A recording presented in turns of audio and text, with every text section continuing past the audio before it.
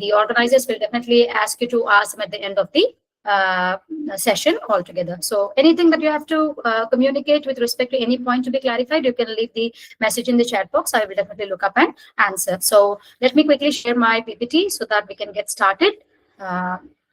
Just a minute. Right.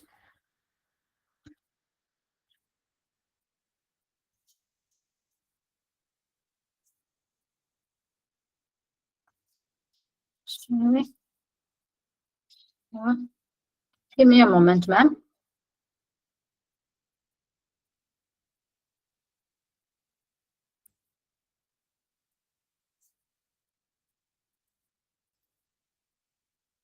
Ma'am, you should tell me if this particular PPT is visible to all of us. Yes. Yes, I'm sure it is visible. May I make it in slide mode? Yes, ma'am. You can do it on reading mode.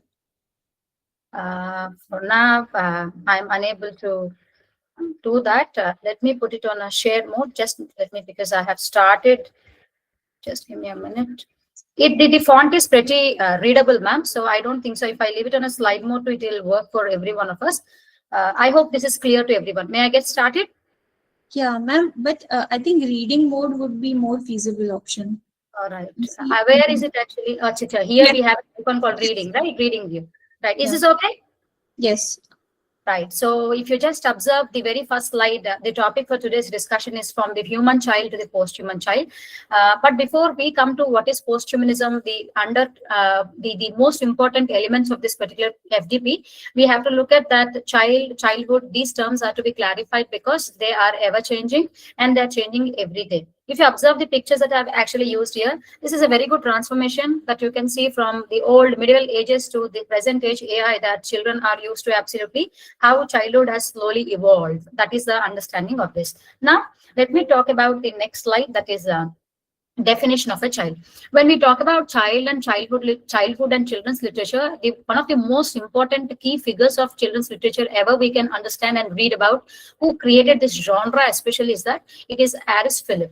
And he was a French historian. He belonged to the medieval society, and he was of the opinion that child, or for that matter childhood, in the medieval age, it never existed. There is nothing called the idea of that very child or childhood that we use very commonly right now. They never were existing in medieval society. Instead, he was of the opinion that child or children were actually a mini version of the adults. That is the reason why during the medieval society, medieval age, people considered children as no specific individual entity, but they are considered only as part and parcel of adults, but who are very small, miniature in understanding. And he has put up this particular idea in his book Centuries of Childhood. And here he tells us one very important key words, that never we can think about child or childhood from a biologically very fixed perspective, because child and childhood are never like that. They are instead something which are very socio-cultural, political, economically constructed constructs, is what he was of the opinion.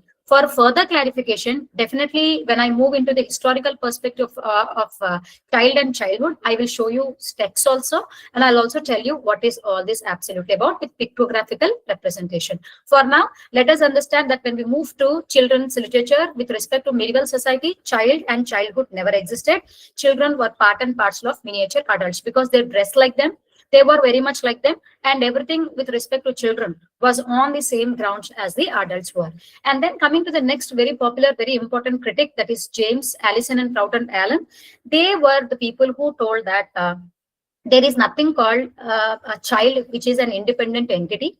He is an entity which is very responsible for social agency, and because children have their own voice, they have their own culture, they have the perspective, they are active contributors. They are no longer to be considered as passive people who depend on adults anymore. They can think on their own. They can definitely change the environment. They can form relationships. They can make choices. And that is the reason why they were of the opinion that children are not becoming anymore. They're absolutely fully grown human beings in their own way. And one thing that I want to really point out from the very beginning of child and childhood studies is that children childhood. These are never fixed. They are very dynamic entities, because no one child and childhood is common in one culture can be replicated to the other culture, which we will see also in the next slides to come. So according to Ariès Philip, children are miniature adults. According to James Harrison and Prout and Allen, they were of the opinion that they are absolutely individual. They no longer have to depend on the adults for their growth.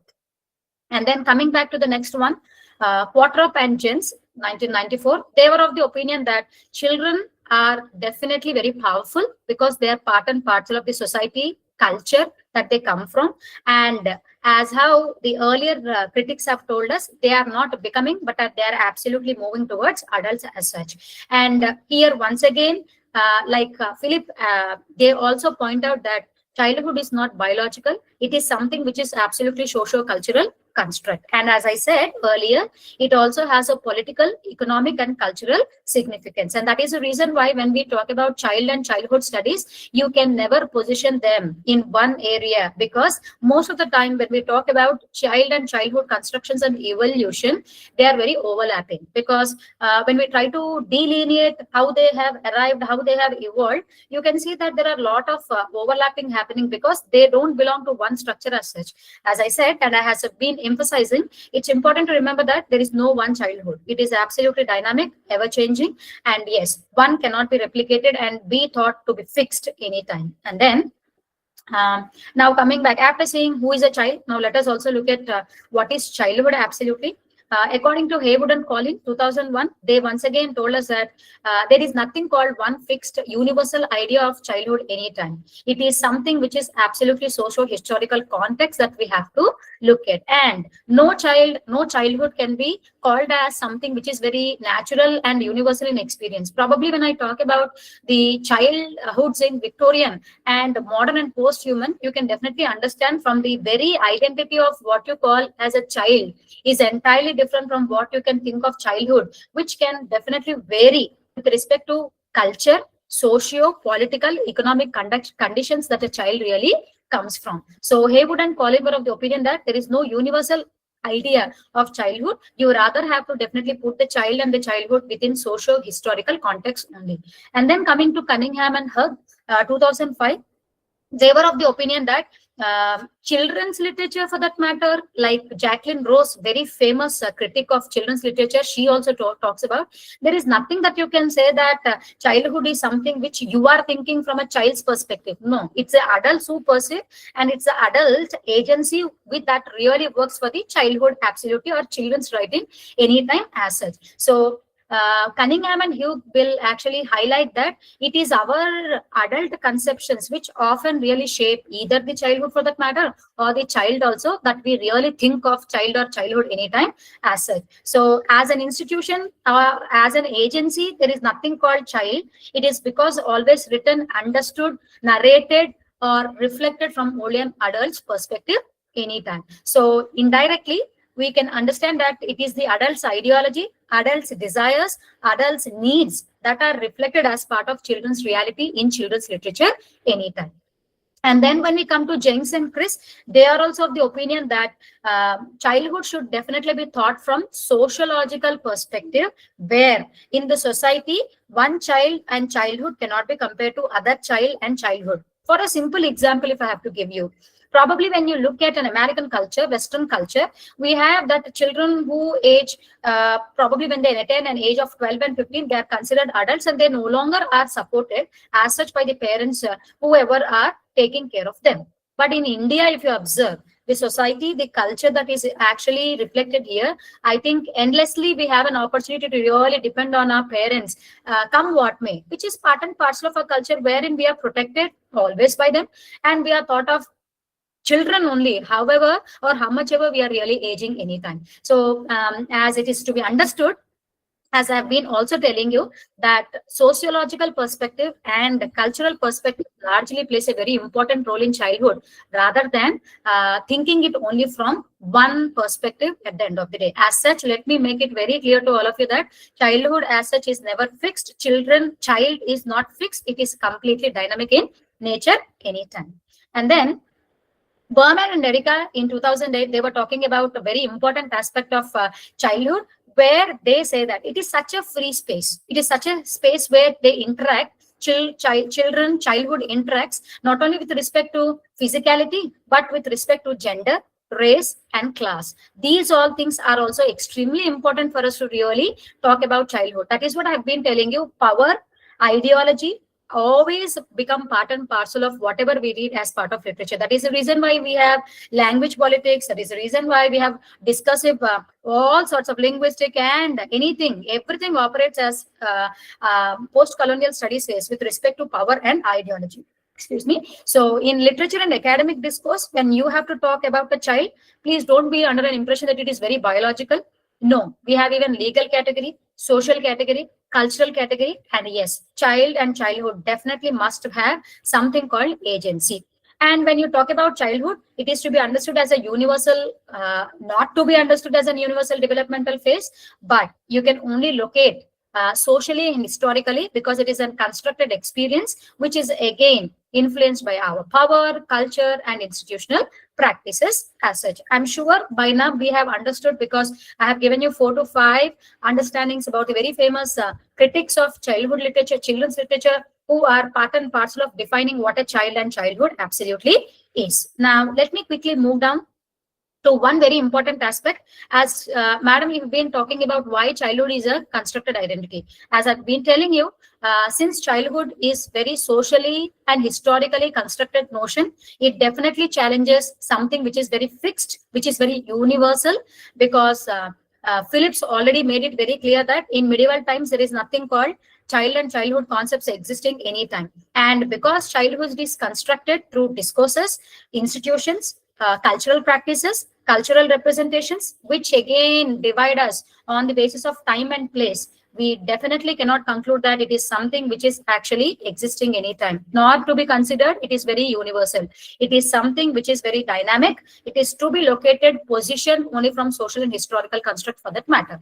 And now you can also ask me one more question. You've been also emphasizing that why is it not purely biological? That is what I've been saying, that biologically we all pass through same stages of physical and cognitive growth, but the meaning and treatment that we give to that very word childhood drastically differs with respect to cultures also, and with respect to different ages that we learn in literature as such. Example, probably you may spot a 10-year-old child who in modern urban setting can go to a school, but on the other hand, they can also be a child who is at the same age, but in a very different culture, have to support his family, and he will be actually working as a family laborer with respect to his or her cultural and historical context anytime. And this simple example will definitely make us understand that it is not purely biological, but rather it is very cultural and historical in its representation. Hope I even clarified this particular terminologies also.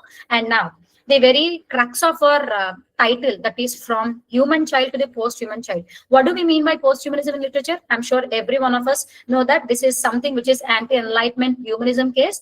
This is subverting the anthropocentric view that no, human beings and humans are not the center of everything right now. We have to definitely establish our relationships with something which is non-human, or like machines, animals, and networks, which is already in vogue. We all can see that the digital and post-human childs are also being created. We all absolutely have chatbots. We have even have mental health chatbots. We have digital metaverse, whatnot. We have multiple identities these days, and that is the very reason why we no longer can say that human is at the center, because our relationships are not subjective to one, but we are subjected to so many other relations with respect to the machines, animals, and networks that we are interacting each day. And the key thinkers of this post-humanism theory in literature are Donna Haraway, Rosie Braidotti, and Anne Catherine Hayles. 3 of them have different theories that they come back. I'm sure we all know that Donna Haraway's cyborg theory, Rosie Braidotti's relational subjectivity, and Catherine Hayles' theory of information and embodiment. I will discuss them in the later stages of the discourse. So we have to look at these 3 things and these 3 key thinkers who talk about how that very child from human child has moved to something called post-human right now. And when we talk about post-human child, we are no longer considering children to be innocent. They are not passive learners. They recognize that they are into techno-social worlds. Their identities are multiple. They have a lot of screen data, bots, and toys that they really play, interact, and probably make part and parts of their life also. So no longer you can call that child being innocent and passive and pure and morally aligned. No, you can't call them. They are much more than what we are thinking right now we have in our minds. And now, probably when the scholars who are starting with their research in childhood studies would understand, ma'am, there are so many models, there are so many ways of understanding childhood. Let me make it very clear. There is one thing called historical model, which is very, very important, because using historical model only, we will understand how childhood are represented in literary text. So this particular model is very important because it talks about child and childhood from cultural and social perspectives. And depending on that, we have 6 types: sinful, innocent, working, disciplined, romantic, other childhoods. We will see them right now. And one more model that we have is timeline model, or we can also call thinker-based model. Who are the thinkers? Who are the key people who have given us that particular child and childhood differences, or for that matter, different childs of that particular age? Depending upon, we will historically see how they are categorized into different child and childhoods for that matter. So let me first, because we are all literati, we have to definitely understand childhood and children's images from cultural and social images, because as I said, it is not biological, it is largely socio-cultural construct. So that is the reason why I am looking at historical model first. And as I said, historical model of childhood is very important for all of us to understand, because we perceive and present how children are represented in children's literature via historical models of childhood. Now, as I've been telling you, probably in the course of my discourse that you have been listening till now, you must be thinking that there are so many overlaps. That is what I'm telling and talking about. When you look at children's literature for that matter, you can see a lot of overlapping, because these definitely are to be perceived from the perspective of children as to how they are affecting them and how are we treating with respect to that. And that is the reason, if you take historical model, which I'll be giving you now, you will find those very terminologies will be found in even timeline and thinker-based models also, which I'll be showing you in some time now.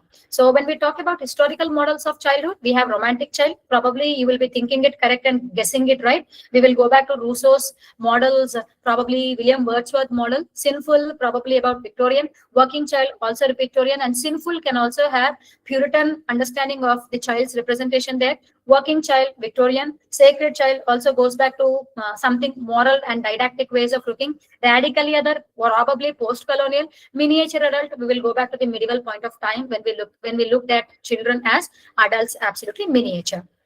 So let us talk about the romantic child.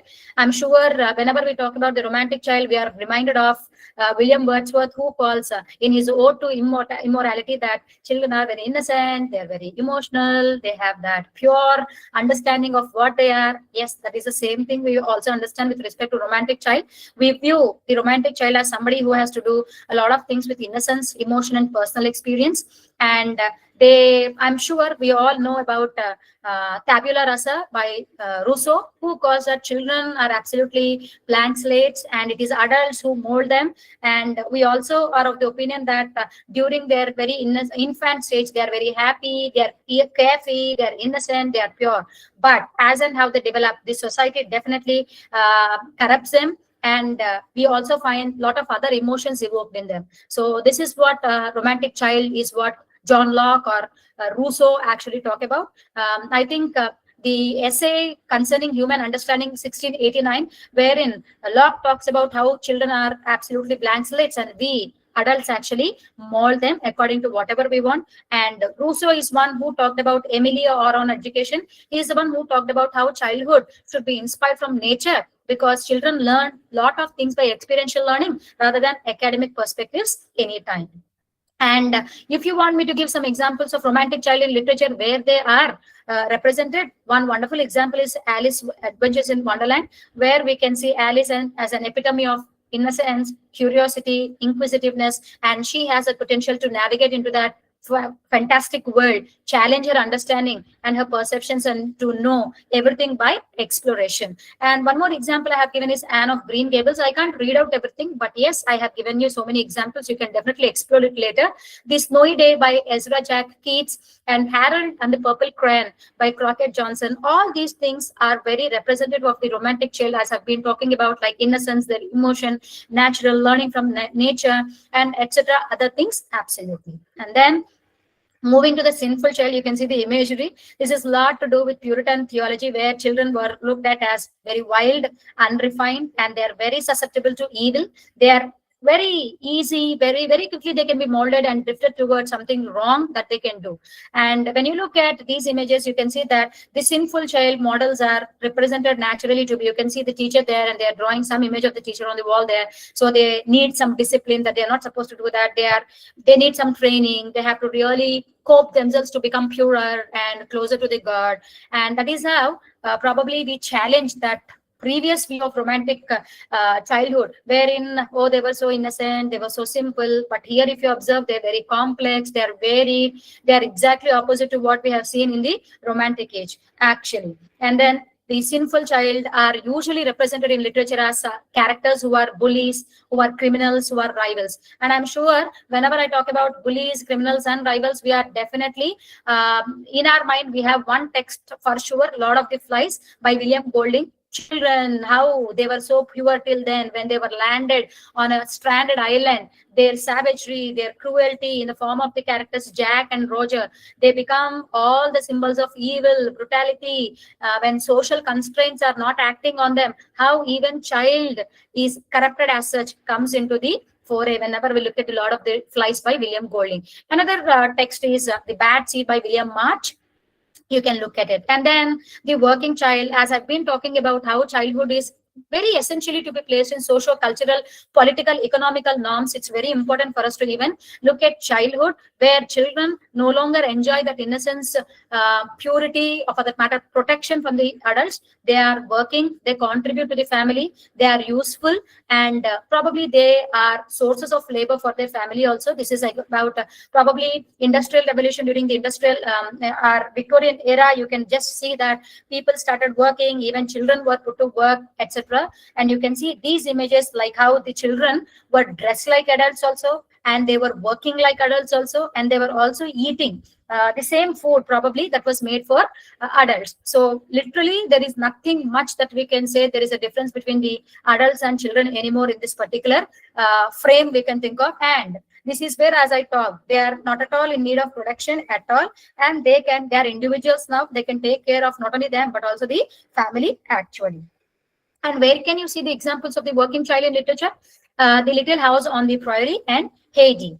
Here I can talk about Heidi. She is a girl who helps her grandfather with all the household chores, and when living in the city, and she also takes the responsibility of really being the caregiver to her sibling, that is Clara.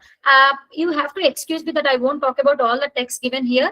I will only talk about one representative text. Rest assured, when I read out the text, you can go back and check what kind of a representation was given with respect to the working child that I'm dealing right now in that particular text. And there is one more example, The Whipping Boy and a Tree Grows in Brooklyn by Betty Smith, and Whipping Boy by Sid Friesman. You can go back and check with these two. And now comes the very other form of our child, that is a sacred child. These are the children. I'm sure when you look at the imagery here, you are quickly reminded of the Harry Potter series. Yes, because these kind of a child, they have special gifts, they can prophesize, they can have internal wisdom, they have mystical qualities, they're enigmatic, they can change the destiny of the adults also. They are often symbols of hope, redemption, transformation, and they have the potential to really change the fate of the entire world. And they are thought of as those children who actually save the adults from so many perils, problems, etc., as and how they really grow. And they are actually represented with respect to hope, purity, and the power of transformation that they can hold with respect to changing the fate of the adults is how they are represented in the text actually. And if you look at, as I've already told you, Harry Potter series is one example. Chronicles of Narnia is one more example that you can look at, the children who are given that prophesical powers to change the face of the entire world as such. And then you have other examples like The Sword in the Stone by P.H. White. Matilda by Roald Dahl is very famous. You can absolutely look up to that also. And then Child as Radically Other. This is where there is a clear-cut differentiation, wherein I think we all who are parents can definitely resonate with this. We now completely, our children will definitely tell us that you don't understand us, you don't know who we are, we have our own individuality, we are different from you, our theoretical understanding is different, our ideology is different from you, your time is different, our time exactly the same.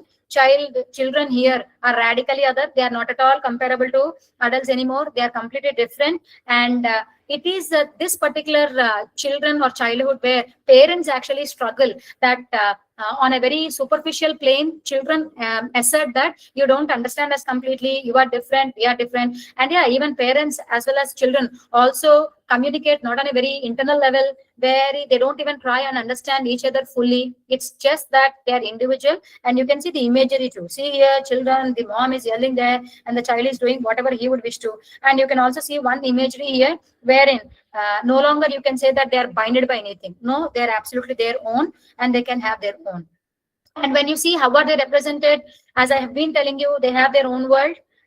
They often consider adults as people who are absolutely overly practical. They don't have anything to do with their feelings. They don't understand them, and that is how they think. They are radical, and they are the better people to transform adults. And they also think that adults are to be transformed now because they don't mature on the same plane as how they are actually matured. This is how the othering part of child, seen completely different from adults, actually is represented in child actually as other. If I have to give examples, you can see that Pippi Longstocking by Astrid Lindgren and The Secret Garden by Frances Hodgson Burnett are giving examples of this, wherein in Pippi Longstocking, you can see that Pippi was living alone. She has her own rules and she has her own world.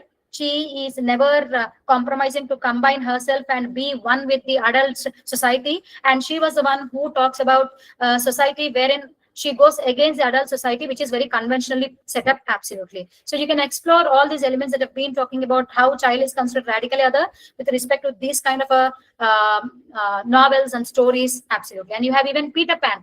This is a very, very important novel by J.M. Barrie, because Jacqueline Rose, the very, very important expert of children's literature, she takes example from this. And she talks about how there is nothing called children's agency. It is adults' agency who are the mouthpieces of children anytime when we talk about children's literature. We will see that in some time now. And then we have Charlie and the Chocolate Factory by Roald Dahl. Once again, wonderful text, which is very representative of child as a radical other. And then child as miniature adult. You can see the pictures here. You can see them dressed like them. We have seen in Victorian age where they were working, eating like how adults eat. So no longer you can say that children think, act, dress, function like children anymore. They do all these things on par with the adults. Absolutely. Probably they are young and small with an adult mind, but their character, but their representation are equally wonderfully represented in the world of children's and adult literature anytime. You can see Little Women by Louisa May Alcott and The Adventures of Huckleberry Finn. I'm sure each one of us know Huck Finn, who was a boy. He thinks and acts so independently, and he has moral reasoning on the level of the adults also. And when he makes decisions for the slave Jim, he has his own considerations, and probably he will not consider any other thing with respect to what he thinks is right. And we have the very famous To Kill a Mockingbird by Harper Lee and The Book Thief by Marcus Jusset, which are absolutely representative tests of all these concepts. And now I have a question to all of you. Have you understood, or have you read, or have you traced any models of childhood which I've been talking about in the text you have read anytime? And if you have really read so many texts, what I've been discussing, it is a few of them. Which model have you seen in the text? Have you actually read? You can definitely have a quick overview of what you have read and what are you actually trying to put. And now, coming to the very aspect of childhood from Rousseau to posthumanism, that is still date from Rousseau. And this is where I have been telling you that you can see a lot of overlaps, because as I said, you can't trace them individually. They all come together, position together, so that we can have a better understanding of what their stages actually are. And when I talk about the evolution of childhood, stages of childhood, timeline of childhood, we will also talk about the key texts there, who are the thinkers there, and we will also look at what is their view about childhood anytime. First, let me start with the 18th century, which is also considered as the golden age, from Rousseau's Natural Child. That is what I said. In Emily or Education, he talks about child learning everything from nature. They are very pure and they are actually only corrupted by society. Otherwise, they are very good. And here, we can also talk about the different ages. He talks infancy, childhood, adolescence, and youth, how children grow with respect to what they are from infancy to youth. He clearly, very quickly outlines them. And this particular Rousseau's natural childhood, nature childhood, has actually given rise to romantic childhood. which is very famous, wherein we again understand that children are innocent, they are very good, they have their own emotions and all those. And this particular romantic view of the childhood gave way to developmental psychology also. Now, next is Victorian childhood, 19th century. Here, child again is compared to be very innocent and dependent. Charles Dickens, Oliver Twist, John Locke's tabula rasa, we have seen. But here, it is of an understanding that children should definitely be taught morality, and whatever they learn as part of children's literature was very didactic, and institutional control, which was taught by even Sigmund Freud too, with respect to psychoanalytical theory. That school systems, child labor laws have really brought a lot of change in childhood, which was perceived very innocent before, but now it needed a moral understanding as such. Here, children are objects of adult protection. They are not completely given that identity of being subjects of their own fate anytime. Now, coming back to modernist psychoanalytic childhood, 20th century, as I've been talking about Sigmund Freud, Jean Piaget, and Erik Erikson. These are the people who talked about different levels of childhood. If we take Sigmund Freud, he talks about psychosexual stages, which are oral, anal, phallic, latency, and genital, where he talks about how our childhood desires, experiences, conflicts often become what we are with respect to our future emotions, our behaviors, our personality, etc. in our adulthood. That is the reason why he talks about Oedipus complex and Electra complex, several complexes also, whenever we talk about psychoanalytic theory as such also. And now coming to Piaget, he has given us a sensory motor to formal operations, 4 cognitive development stages. They are again from 0 to 12 plus 15 plus years. Sensory motor age, that is one category stage wherein children actually perceive things from senses and actions that we do. And then we have pre-operational stage where language becomes very important, and then concrete logical thinking becomes very important. Formal operation, the last stage, wherein hypothetical testing also becomes. Here also they talk about how a child grows from being a child to the adult through different stages of learning. And now coming to Erik Erikson, psychosocial stages, where he talks about actually 8 stages. And he also talks about, and this particular theory is very important or very interesting because he charts out stages from 0, that is infancy, to 65 plus years, wherein he talks about how identity formation happens. He talks about different stages from 0 to 65 plus, where we come across several stages, crisis, and depending upon how we handle them, we can have outcomes which are positive or actually negative. And this particular psychoanalytic modernistic childhood gave rise to understanding adult psyche and adult identity development later. And then, okay, I have to go back probably. Excuse me, I think I have skipped a slide. Excuse me for that. Probably this is done here. Let me put it in reading mode. Right. Postmodern, I think constructivist, we are into postmodern now, mid-late 20th century, the social child. Philip Ariès again talks about the centuries of childhood, wherein he says, no longer please consider childhood as to be biological, it is completely social construct.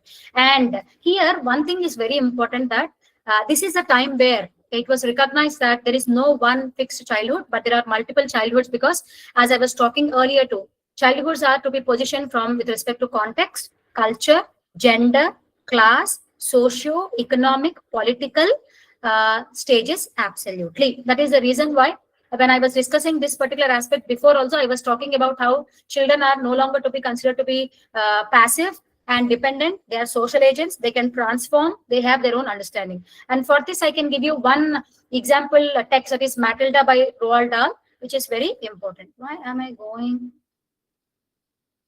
Yeah. Mid-late 20th century. And Matilda is one example. This is a very innocent and a passive child. She's very intelligent also. You can consider that she is not somebody who is very innocent and passive. She is rather very intelligent. She has got self-awareness, and she also has the potential to challenge the adult authority. If you look at the novel, and she actively navigates with social structures, family, school, and she also has a potential to put down oppressive adults like her parents and one character called Trunchbull in her childhood. And she also is very agentic. She's capable of understanding and changing the entire environment. That is the reason why this particular child text is representative of nothing to be dependent or passive, rather active and transformative power of children's literature anytime. And then late 20th century, the cultured and the gendered child. Very important case of Jacqueline Rose, where she talks about the case of Peter Pan or the impossibility of children's fiction, 1984. She talks about how this is very important for those people who are planning to research in children's literature, wherein she talks about, in the nutshell, if I have to explain, she says that there is nothing called children's agency. When we talk about the children's literature, childhood and child, it's adults who speak for them. It is adults who write for them. There is nothing written by them anytime. It is our desires, it is our fantasies that we try to represent with respect to what we write for children. Rather, she says that since she borrows from psychoanalytic theory, especially Lacan's theory, she says that adult language and meaning making, which is very symbolic, like how Lacan calls this, it's all our voice, it's never their voice. That is the reason why it's impossible even to really write for children anytime, because there is nothing called child as such. But fiction, so fictitious that we write for children, is never to be compared to the real childhood, because we already know that there is nothing called child and childhood anytime existing before. And when we talk about the gendered child, we can take the example of Malala Yousafzai, where she talks about the gender barriers and kind of gendered problems she encountered when she talks about how she was being affected just because she's a girl in her own country anytime. Now coming to one very important, our actual perspective of post-human childhood, we have the key thinkers like Rosie Braidotti, Donna Haraway, and Catherine Hayles, also Baccolini, who talked about childhood to be entangled. We no longer consider childhood to be humanistically mapped. It is very entangled, enmeshed, embedded with a lot of other entities like toys, machines, ecosystems, AI completely. And our agency is not fixed, it is very distributed. And it is also not centered in our human body, because if you just observe, a child has so many identities as such, which is very, he has or she has a lot of agencies also. And childhood is no longer to be considered as a developmental stage, it is rather an interface, is what they think. And the key features of this post-humanist childhood are, children form emotional bonds with robots. You have wonderful examples like Clara Anderson, wherein you can see the bonding. I will, through the course of this particular FDP, you will see that each day I will discuss one or two, predominantly according to the topic, I will discuss a 2 or 3 or 1 representative text, and I will position all these points that I'm talking to you in our text also, so that it becomes easy for researchers to look at it. And if you observe the key features of post-human childhood, we can see that they form emotional bonds, and toys really become very important part and parcel of their life. No longer they can be considered as object, they're only to be considered as things. We will see about effect theory tomorrow. And we also talk about how they affect, there is a relationality, hybridity, and yeah, already we all are cyborg slaves. So this is what they talk. And literary examples, if you want me to give, one very popular example by Kazuo Ishiguro, Clara Anderson, and The Wild Robot by Peter Brown, Cinder by Marissa Mayer. These are the examples that we can position post-human child anytime. And there are so many movies also. Very famous movie, Toy Story. Probably tomorrow I will discuss it. And we will see how all these elements will play in our literary texts or other media or other forms of literature also. And then coming back to, this is very important slide for all those who are planning to research in children's literature. That how do you position and how do you talk about all these theories with respect to textual interpretation. Before we do that, let me talk about the key figures who are very famous for post-human childhood. That is Catherine Hayles. She talked about information and embodiment. What is it? I will tell you in the next slide. And she has written about this in How We Became Post-Human, Virtual Bodies in Cybernetics, Literature and Informatics, 1999. And next comes Rosie Braidotti. She talks about relational subjectivity. And she talks about that in post-human relational subjectivity and the politics of affirmation in relational architecture ecologies in 2013. And then the very famous cyborg theory, cyborg manifesto, science, technology, and socialist feminism in the late 20th century by Donna Haraway in 1985. And what do they talk about? Now, let me give you an understanding as to what is that they are actually talking. What do I mean by information and embodiment by Catherine Hayles, and how I will take a text and represent these features or these points or these elements of their theory in our text for textual information. But let us now look at what do you mean by information and embodiment. I'm sure by information, we all know that different forms of information. It could be physical, it could be digital, it could be any form of information. And now we are into an era where we have AI, we have generative AI, we have cybernetics, computing, whatnot we can think about, AI and everything. So information can be from anything. But what is the meaning of the word embodiment? Never think that information or embodiment only means from one end. That is the reason why all the post-humanist studies, first of all, they do one thing. They subvert, they challenge human-centric view. Nothing is no longer to be positioned with respect to human being wonderful, human being on the top, human being very known for reasoning, autonomy, nothing like that. That Enlightenment views, that humanistic views are debunked in this particular post-human theory. And you will see that there is nothing called fixed entity for anyone. And you can also not consider that we are very rational. We can see Hayles challenges this Victorian humanistic models that will think that our mind and conscious are absolutely separate from the body, and that fixedness can never be felt. We have multiple identities. We have multiple, what you can call, positions, relationalities that we can think of. No longer one. Absolutely not. That embodiment that she talks about is not one, but multiple.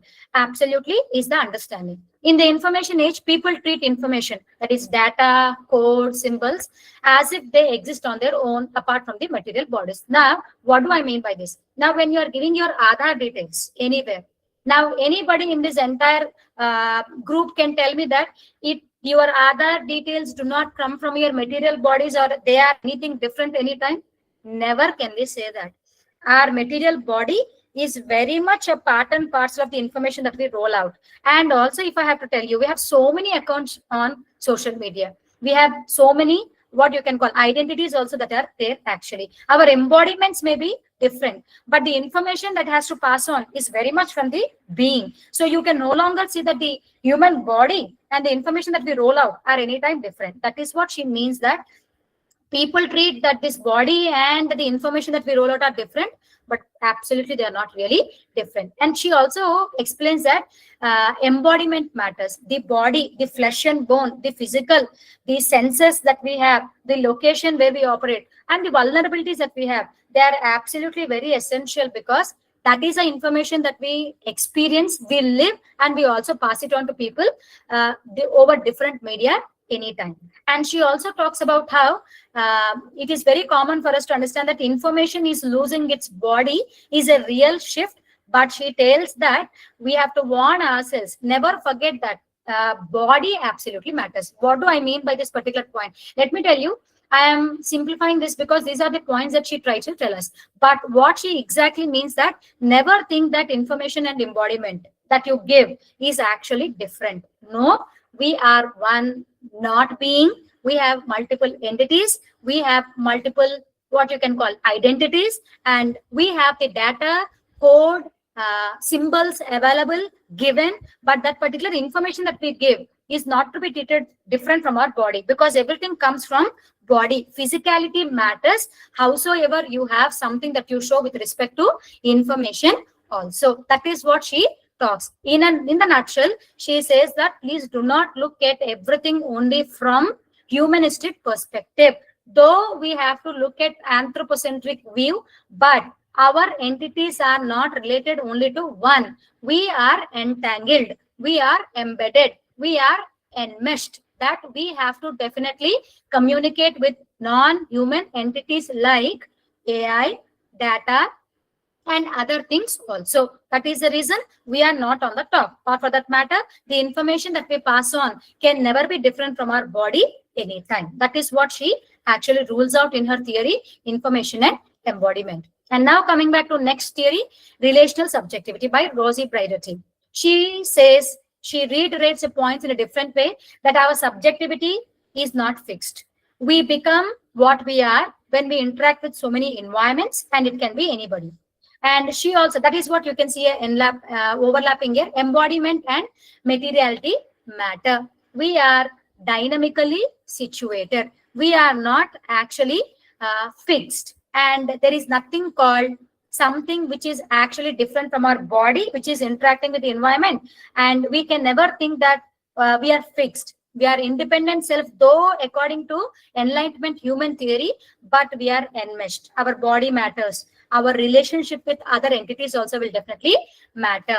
Here, one more thing you should understand is she rejects binaries. There is nothing called human, non-human. That is the very essence of post-human theory, that anthropocentrism is completely demolished, and there is nothing called nature, culture, everything. Now, every boundary is blurred, and we are nomadic. We don't have any fixed location because we interact on AI also, we interact on internet also, we interact in our real lives also. We are multiple, we are dynamic, we are everyday changing, we are everyday becoming. We don't have any fixed entity as such. And we have institutional, cultural, social power structures acting on us. That is the reason we are shaping the voice that has to be heard. And our relations are probably, she says, are absolutely never to be suppressed, and they are to be allowed anytime. Not only ours, but also the non-human things and the environment that we really talk to also. And then Donna Haraway's cyborg theory, very clear. We have hybrid identity. We have no boundaries. They are not fixed. They are hybrid. They are absolutely fluid. You can see that three theories are by and large absolutely overlapping.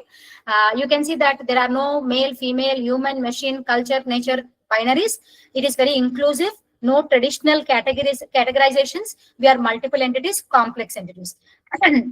And knowledge also that we talk about is not from one particular view. Human knowledge we talk about. Knowledge can definitely be viewed from anywhere, everywhere. Who are we speaking to matters. The technology, the culture, the gender, everything definitely shapes the world we are around.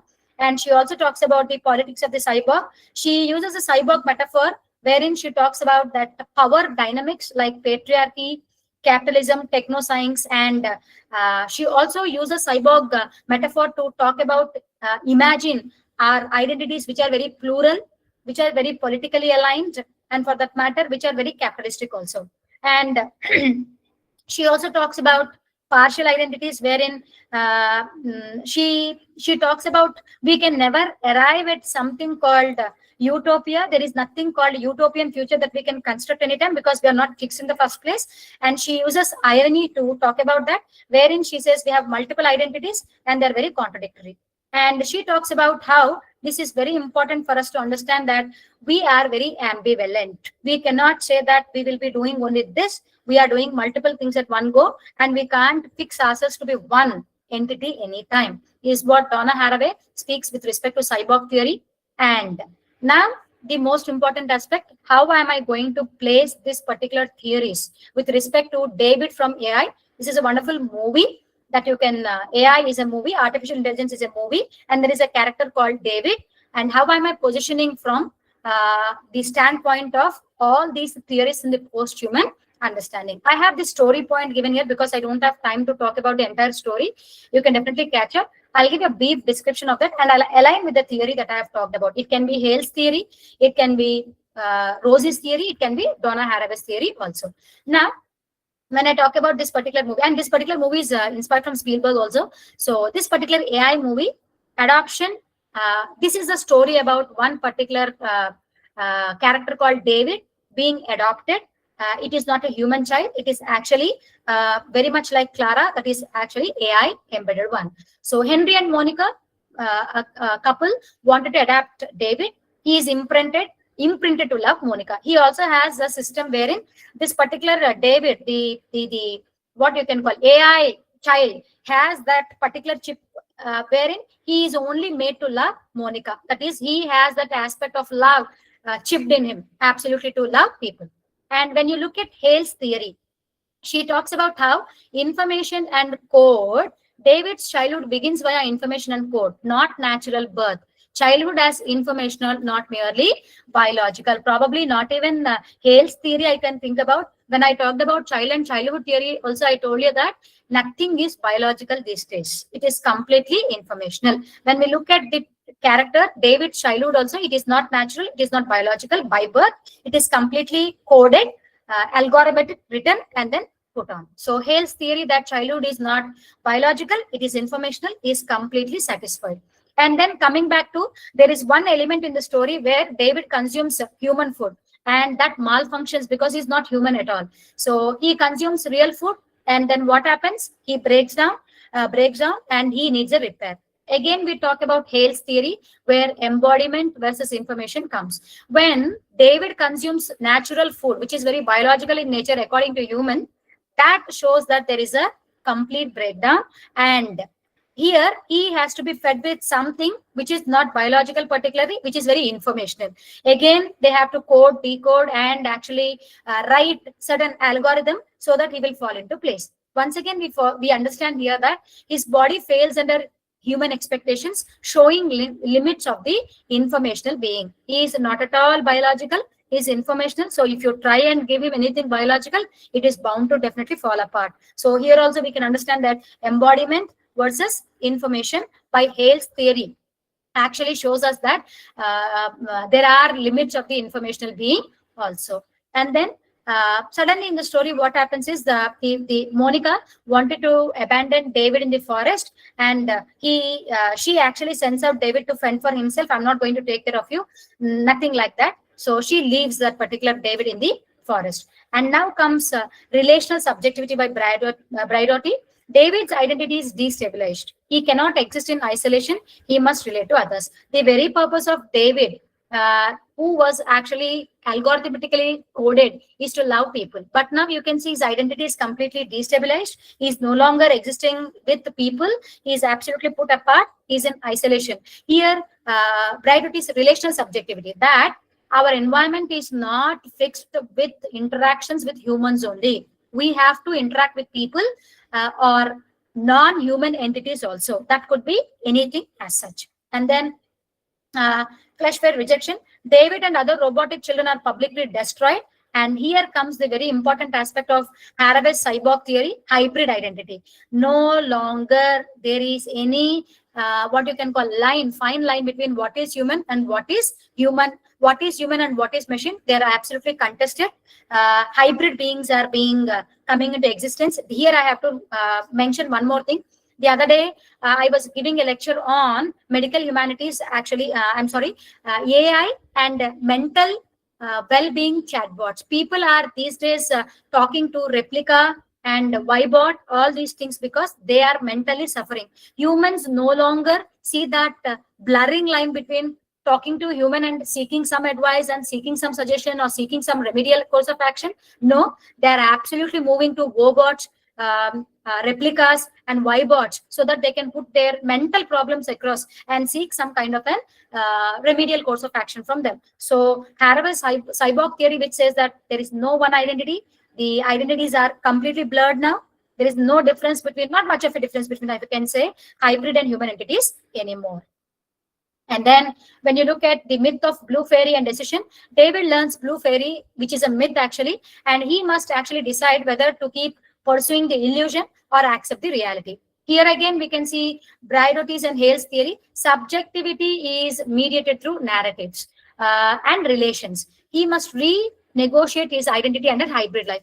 Here I want to talk about one very important thing. When you look at these three theories, there are three things you can understand. One, how narrative purposes they are being represented, symbolically how are they represented, and with respect to emotional aspect, how are they actually represented. When we think of an AI capable of really believing in the illusion and accepting the reality, definitely we will decide it is not going to be true, correct anytime. But according to Braidotti and Hayles' theory, we should understand that subjectivity is largely through narratives, that is through information and our relationships. It's very important for us to understand that whenever we try to establish our identity, because we are under hybrid mode, we can never say, I would definitely love to do it only with humans, but you should definitely be even sometimes illusionarily think and accept things, because there is no longer any kind of a fine line existing between what is hybrid and what is human anyway.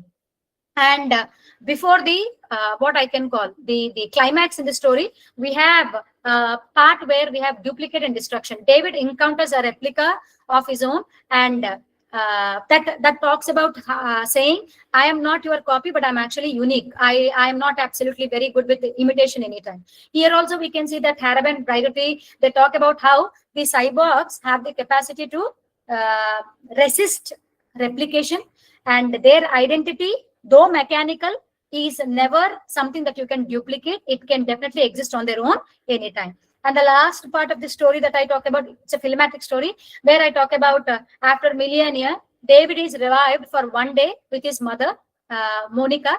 But here, once again, if you just try and position that, Hayles and Haraway, they have talked about the blending of human, machine, myth in the post-human future. That is where embodiment and information are unified in one emotion, closure. So no longer you can say body and emotions are different for that matter. Everything, information, body, physical, hybrid, AI, all these things are absolutely together is what these people have actually talked about with respect to the theory they have propounded. And I rest my case here, and I'll be happy to really answer any questions.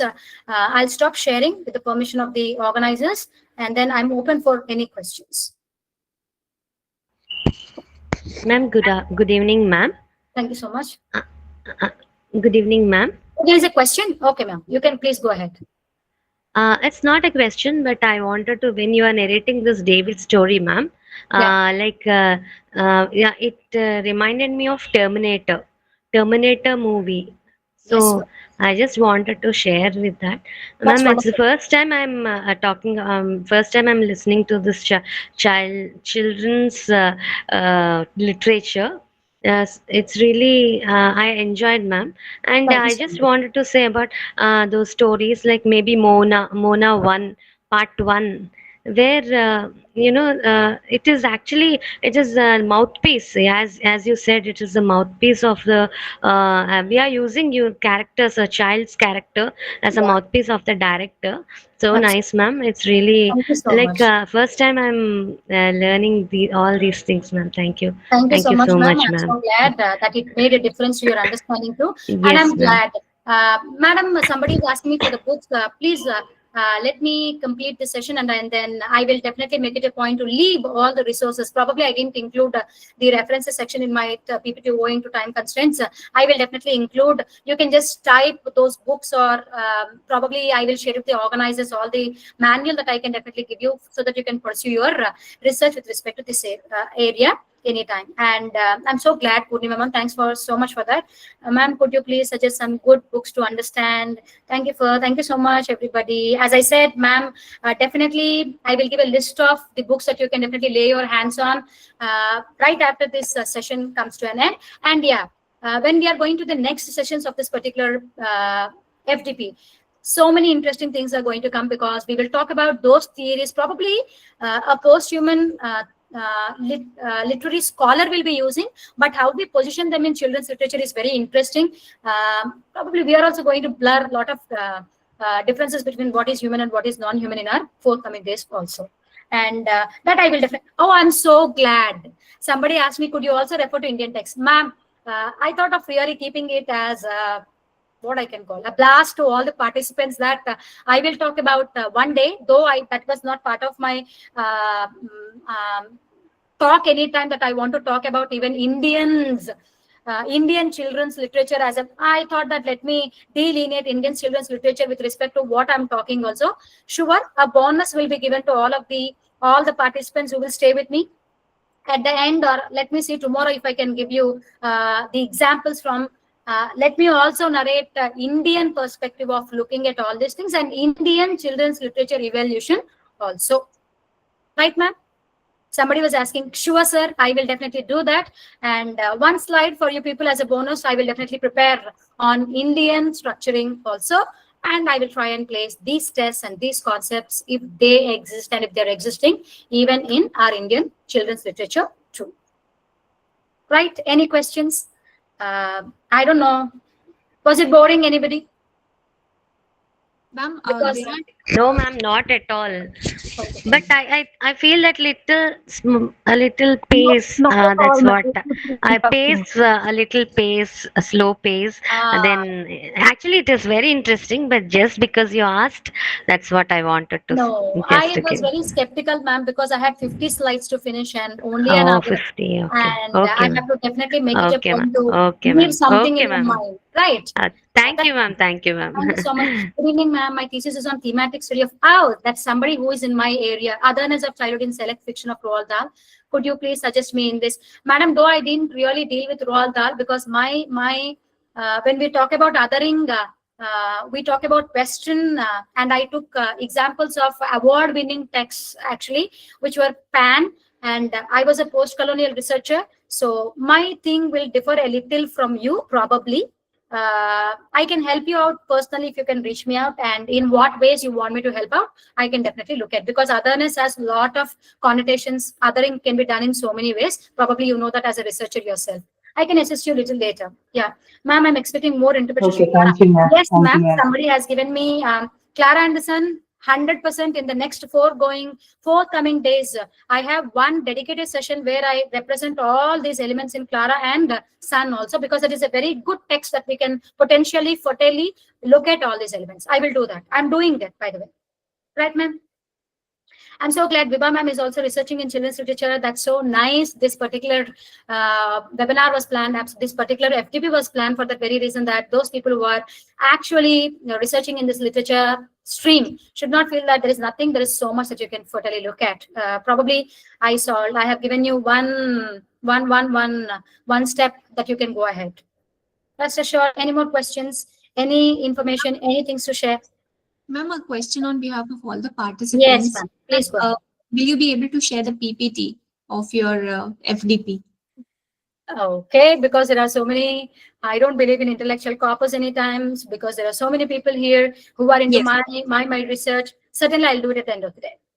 Yeah, If not at the end of the day, at the end of all the sessions, I can definitely share all the PPTs that I'm preparing for all the participants. also, all the participants, I just want to reiterate that these sessions will be uploaded on our YouTube channel, official YouTube channel. So anytime you guys can go and in the next coming weeks, access them, access the madam's PPT is obviously available.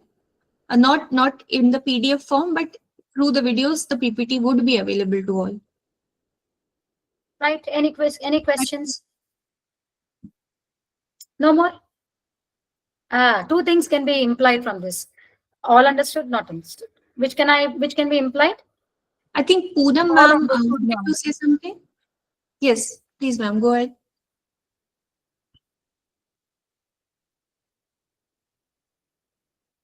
Madam, I think Poonam ma'am has something understood. So thank you so much. Dear all, we are all one. We are all researching in children's literature. So yeah, every day from 8:15 to 9:15, let us actually explore children's literature for that matter, because there is always an inner child within us. I hope you all resonate with me. Absolutely. Ma'am, shall we close? Probably there are no more questions. Oh, thank you Yes. so much for all your love. Right. Shall I log out? Okay. Ma'am, may I log out? Utkarsh sir, are you raising your hand? Do you have a question?